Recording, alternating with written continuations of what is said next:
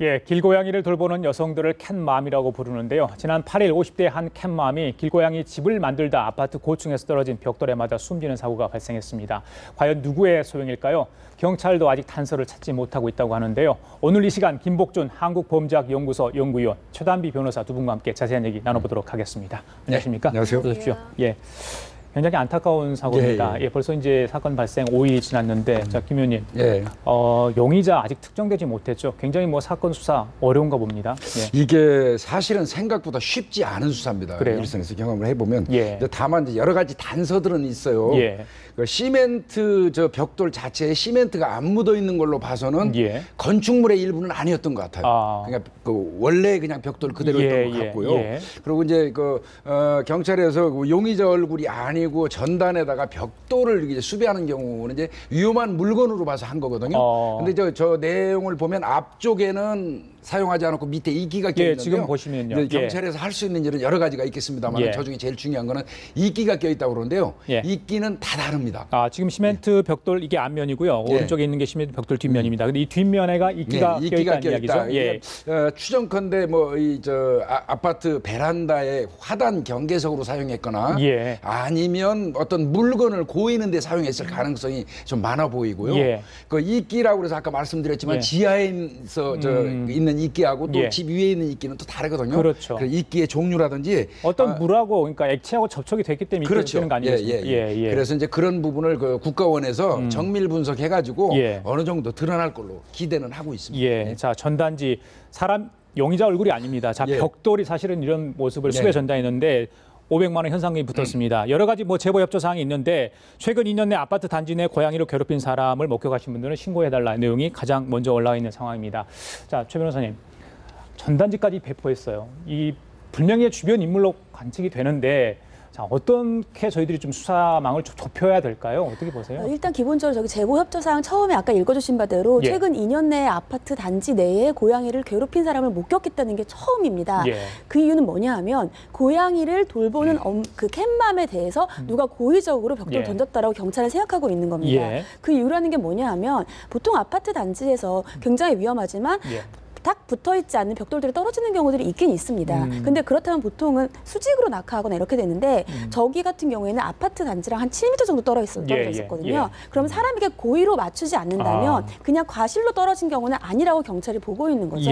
그렇기 때문에 현재는 그러면 누구인지 용의자가 특정되지 않았기 때문에 방금 위원님이 말씀하신 것처럼 저 벽돌 유일하게 지금 있다고 볼 수 있는 저 증거물인 벽돌을 분석을 해야겠고 그다음에 지금 이미 경찰도 했습니다만 주변에 있는 CCTV 같은 것들을 분석을 해야 하는데 사실 이미 분석해 봤더니 별다른 증거가 확보되지 않은 상황입니다.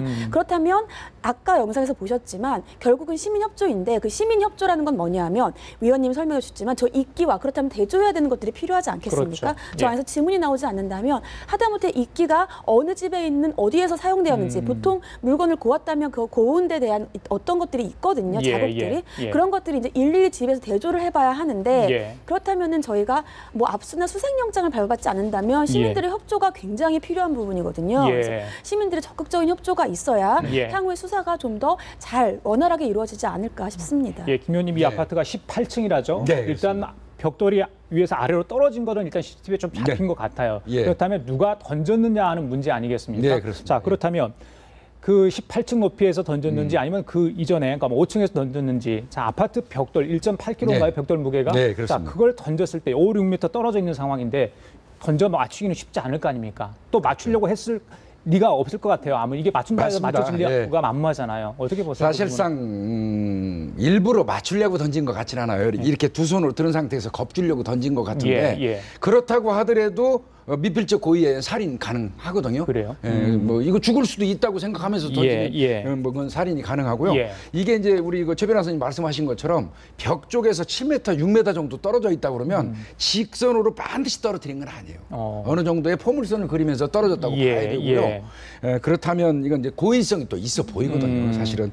근데 이제 아까 제가 말씀드린 것처럼 아까 물건을 고였다면 그 고인 물건이 나무냐, 장롱을 고였다거나 뭐 싱크대 초대고였거나 고인 건 다 다를 수 있지 않습니까? 그렇죠. 거기에서 이제 어떤 미세 분석이 가능합니다. 이제 그런 부분으로 좀 해야 될 것 같고요. 이끼가 아마 중요한 역할을 할 거라고 좀 봅니다. 그래요. 예전에 보면 물풍선 같은 거 동네 아이들이 던져가지고 장난해가지고 아래 차량 파손되고 사람 다치는 경우도 있잖아요. 근데 하물며 벽돌의 낙하 속도와 반응을 보면은 이건 엄청난 충격 아니겠습니까? 1.8km 정도 되면요. 10층 높이에서 한다 그러면 한 시속 한 110km 정도. 아, 그래요? 맞으면 즉사할 수밖에 없거든요. 전에 제가 일선에서 사건 취급할 때 보면 5층 높이에서 요만한 일회용 라이터를 줬는데 그걸 맞고 거의 사람이 사망 지경에 이르는 적도 있어요. 굉장히 위험합니다. 충격이 대단한 것 같네요. 자, 일단 단서는 벽돌입니다. 근데 아파트 지하동에서 동 지하에 이 공사 현장에 쓴 것으로 보이는 이 벽돌들이 벽돌을 담은 포대가 발견이 됐다는데 거기서 누가 꺼냈을지 그런 부분도 다 대조를 좀 일일이 해야 되겠는데. 사실은 그럼 용의자를 특정을 해야 되는데 저 벽돌을 누가 사용했을까가 이제 가장 중요한 포인트 아니겠습니까? 근데 찾아봤더니 그 지하에 회색 그 포대가 있었다는 거예요. 벽돌이 놓여 있는. 그래서 처음에는 근데 거기가 누구나 들어갈 수 있고 그 포대가 또 묶여있지도 않았던 겁니다. 처음에는 그러면 이 동에 사는 사람 아니고 다른 이 아파트 살지 않는 다른 일반인도 들어와서 충분히 그것을 이용할 수 있었기 때문에 범위가 넓어질 수밖에 없었는데 경찰이 조사를 해봤더니 지금 저기서 보면은 그 벽돌은 이끼가 껴있지 않습니까? 이끼가 껴있다는 건 이미 사용했다는 건데 거기에 쌓여있는 벽돌은 사용하지 않은 그냥 깨끗한 벽돌 상태였던 겁니다. 그렇기 때문에 그 벽돌은 아니라는 거죠. 그렇다면 누군가 제3자가 그 벽돌을 사용했을 건 아니고 물론 누군가 벽돌을 가지고 와서 썼을 수도 있겠지만 아니면 보통은 일반적으로 본인이 그 아파트에서 사는 사람이 자신이 이미 가지고 있던 그런 벽돌을 이용했을 수가 많기 때문에 이러한 것들이 그러면 이 아파트에 살고 있는 사람들을 대상으로 수사를 할 때 조금 더 좀 더 강력한 증거가 될 수 있는 것들인 거죠. 그래요. 자, 김 의원님, 벽돌에 남아있는 DNA를 채취해서 대조를 해서 범인을 잡겠다 이런 거 아니겠습니까? 자, DNA 채취 가능합니까? 그리고 이게 쉽지 않을 것 같은데. 장갑을 꼈다면 사실상 DNA는 불가하죠. 그렇죠. 그럼에도 불구하고 이제 경찰에서 기대를 하고 하는 것 같은데요. 아까 말씀드린 것처럼 이끼라든지 다른 미세 어떤 감식에 의해서 해결될 가능성이 많다고 보이는데 일단은요 제일 중요한 거는 그 시간대에 그 아파트 라인 쪽에 누구라도 0.001%라도 이제 그 용의점이 있으면 수사할 수밖에 없는 수사기관의 입장이고요. 일단 사람을 특정하는 게 중요합니다. 그 시간대에 거기 있었던 사람을 특정하고 그 사람들의 알리바이를 일일이 좀 조사해야 될 것 같고요. 그리고 반드시 집집마다 들어가서 확인을 해야 되는데 이제 주민의 동의가 절실히 필요하고요. 그다음에 이제 또 더 중요한 거는 압수수색 영장을 발부받을 수밖에 없거든요. 압수수색 영장을 발부받았으니까 마음 놓고 들어간다고 경찰에서 마구 들어가는 것도 굉장히 바람직한 태도는 아니니까 동의를 좀 적극적으로 하고요. 지금 이 사건이 마치 상주 막걸리 살인 사건 같아요. 그래요? 주민들이 서로 지금 불신하고 무서워하는 이제 그런 상황에 이르렀잖아요. 하루라도 빨리 지금 해결을 해야 될 입장입니다. 그래요. 주민들 상대로 이제 수사를 해야 되고 DNA 채취도 주민들 동의가 좀 필요할 텐데 만약에 이런 걸 다 거부하면 어떻게 이것도 처벌 대상이 되는 겁니까? 수사에 아닙니다. 압수나 수색 영장을 받아야 되는데 아까 위원님 잠깐 설명하셨지만 동의를 해주면 그냥 영장을 발부받지 않아도 수사를 할 수가 있습니다. 동의를 해줄 경우에. 그런데 동의를 하지 않으면 반드시 영장이 필요한데요. 영장은 다 발부하는 게 아니거든요. 판사가 봤을 때 이번 사건과 관련이 있다고 인정될 때만 영장을 받는 거고 영장 같은 경우는 다른 사람의 예를 들면 주거지라든지 아니면 DNA 같으면 신체에 대해서 어느 정도 제한을 가는 거기 때문에 영장 발부도 판사 입장에서 굉장히 신중할 수밖에 없습니다. 자, 김 의원님, 이 수사 상주 독극물 이야기도 하셨는데 수사 장기화될 가능성 그 부분은 어떻게 보십니까? 의외로 이게 이 사건 수사가 쉽지는 않습니다. 아까 말씀하신 대로 우리 최 변호사님 말씀하신 것처럼 일일이 압수수색 영장을 발부받아야 되고 또 주민들의 협조받아야 되고 동의받아야 되고 또 DNA 유전자를 또 채취하려면 또 전부 다 또 와서 면봉으로 다 해야 돼요. 동의받고 영장받고. 쉽지는 않을 거로 보이는데 주민들 입장에서 적극적으로 협조를 좀 해주셔야 되고요. 그렇게 안 하면 이거 상당히 오래 갈 수도 있습니다. 자, 문제는 지금 인터넷이 굉장히 뜨겁게 달고 있습니다. 자, 캣맘에 대한 동정 여론이 있는가 하면 자, 길고양이에 대한 어떤 처분 문제를 가지고 또 뜨겁게 논쟁이 되고 있는데 이 부분 쉽지 않을 것 같아요. 해결점을 찾기는. 맞습니다. 왜냐하면 사실은 동물들도 생명이기 때문에 우리가 보호해줘야 되지만 보통 일반적인 주민들 같은 경우에는 우리 집 옆에 예를 들면 길고양이 먹을 것이 있다면 자꾸 고양이들이 모이거든요. 그러면 시끄럽고 예를 들면 더러워지고 이런 편견들도 있을 수 있습니다. 그래서 계속해서 이 두 가지의 이익이 상충되기 때문에 이런 문제가 발생하는데 따라서 최근에 이 동물보호협회 등에서 내놓은 대안 같은 경우를 말씀을 드리면 이런 것들을 지금은 사적인 단체에서 하고 있는데요. 이것은 좀 공적인 단체로 이관을 시켜서 지금도 강동구에서 하고 있지만 길고양이 급식소라든지 급식소를 차리면 고양이들이 옵니다. 그러면 이제 중성화 같은 것을 해서 개체수를 조절을 할 수 있게 만들면서 시민들과 고양이들이 함께 잘 살 수 있는 것들에 대한 대안들 마련이 필요할 것 같습니다. 아, 그래요?